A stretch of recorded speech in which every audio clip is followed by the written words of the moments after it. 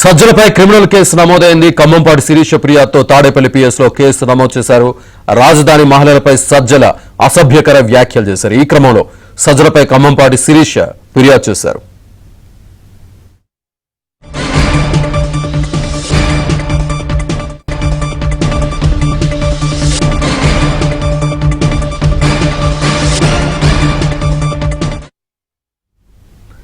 సజ్జలపై criminal case నమోదైంది. ఖమ్మంపాటి శిరీష ఫిర్యాదుతో Tadepalli పిఎస్లో case నమోదు చేశారు. రాజధాని మహిళలపై సజ్జల అసభ్యకర వ్యాఖ్యలు చేశారు. ఈ క్రమంలో సజ్జలపై ఖమ్మంపాటి శిరీష ఫిర్యాదు చేశారు. పూర్తి డీటెయిల్స్ మా ఏపీ బ్యూరో చీఫ్ రామారావు అందిస్తారు. రామారావు. శ్రీనివాస్ వైసీపీ నేత సజ్జల రామకృష్ణారెడ్డిపై క్రిమినల్ కేసు నమోదైంది. తాడేపల్లి పోలీస్ స్టేషన్ లో రాజధాని దళిత జేఏసీ నేత ఖమ్మంపాటి శిరీష్ ఇచ్చిన ఫిర్యాదు మేరకు ఈ రోజు ఉదయం కేసు నమోదు చేశారు. జర్నలిస్టు కృష్ణరాజు రాజధాని మహిళలపై చేసిన అసభ్యకర వ్యాఖ్యలకు రాజధానిలో ఉండే మహిళలతో పాటు రైతులు రాష్ట్ర వ్యాప్తంగా అనేక మంది నిరసన వ్యక్తం చేశారు. ఈ నిరసన వ్యక్తం ముఖ్యంగా రాజధానిలో నిరసన వ్యక్తం చేసిన వారు శంకర జాతి వారని సజ్జల చేసిన వ్యాఖ్యలపై శిరీష ఫిర్యాదు చేశారు.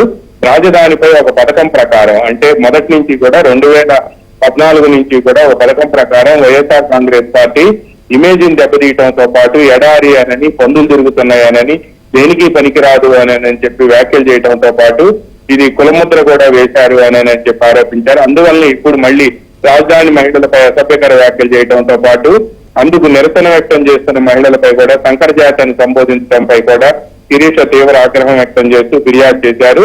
దీనిపై వెంటనే తగిన చర్యలు తీసుకోవాలి అని కూడా వ్యాఖ్యానించారు. రాజధాని మహిళల్ని ఈ విధంగా శంకర జాతిని సంబోధించడం పట్ల కూడా ఆమె అభ్యంతరం వ్యక్తం చేశారు. అయితే ఈ వ్యవహారంలో తనకు ముందస్తు బెయిల్ ఇవ్వాలి అని చెప్పి 3 రోజుల క్రితమే సజ్జల రామకృష్ణారెడ్డి హైకోర్టును ఆశ్రయించారు.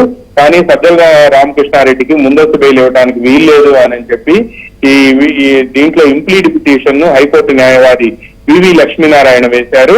అయితే న్యాయమూర్తి సెలవులో ఉండటంతో ఇంకా ఈ పిటిషన్ విచారణకు రాలేదు.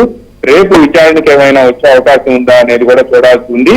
అయితే ఇప్పటికే కేసు ఈ రోజు ఉదయం రిజిస్టర్ చేయడంతో ఇప్పుడు పోలీసులు ఎటువంటి చర్యలు తీసుకుంటారనేది కూడా సర్వత్రా ఉత్కంఠ నెలకొంది.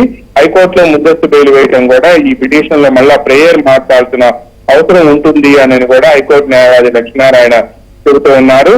రేపు విచారణకు వస్తే ఏం జరుగుతుంది అనేది కూడా ఇప్పుడు ఉత్కంఠ నెలకొంది. Srinivas. Right, thank you very much Ramarao.